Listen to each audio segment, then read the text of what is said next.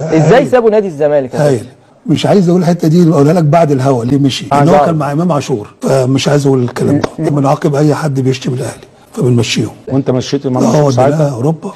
يعني انت مشيت امام عاشور؟ وديناه اوروبا. عشان وديته اوروبا عشان شتم عشان شتم الاهلي. وديناه اوروبا. يعني ما خلي بالك كده، اللعيبه كلها هتشتم عشان توديها اوروبا.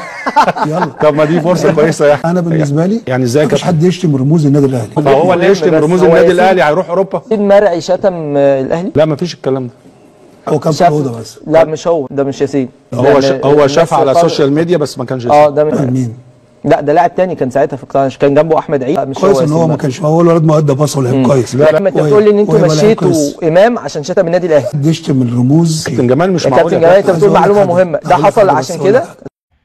تخيل لما تكون كبير وكداب وبتحور. والله يعني بتكون كبير وكداب وبتحور. لان انت شفت الحوار كده، جمال عبد الحميد يقول لك احنا بنشتري امام عاشور عشان يشتم من رموز النادي الاهلي. اذا كان يا كابتن جمال انت كنت بتقعد جنب مرتضى منصور كده وبشم في رموز النادي الاهلي كلهم. قناه الزمالك يا اللي بتحب المبادئ. تاني حاجه قلت ياسين مرعي كان مع امام عاشور وهو بيشتم النادي الاهلي. بعد كده هاني رمزي قال لك لا ما كانش موجود. قال لك الصراحه ده لعيب مؤدب جدا. انت بتقول ايه؟ يا كابتن جمال؟ يعني انت حضرتك المفروض مجلس اداره، المفروض يا جماعه بص الناس اللي زي دي في الادارات بتوع نادي الزمالك او النادي الاهلي، بس بتكلم عن نادي الزمالك عشان هو كان مدرس جمال عبد الحميد.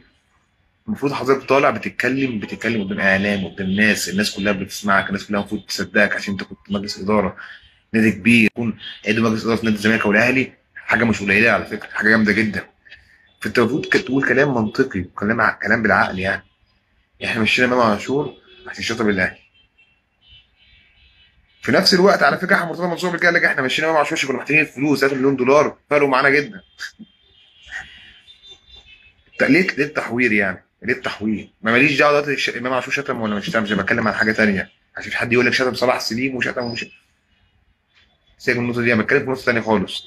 انت بتقول ايه يا جماعه؟ بجد والله بتقول ايه حضرتك؟ احنا بتقول ايه؟ فهمنا، عايزين نفهم.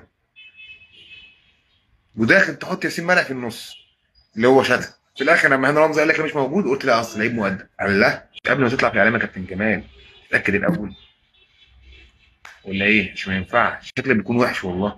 اي واحد بيطلع في الاعلام سواء اهلاوي او زملكاوي لازم يكون متاكد من كلامه عشان اللي قدامه، علشان اللي قدامه لما يصح كلامه ما يبقاش شكله وحش.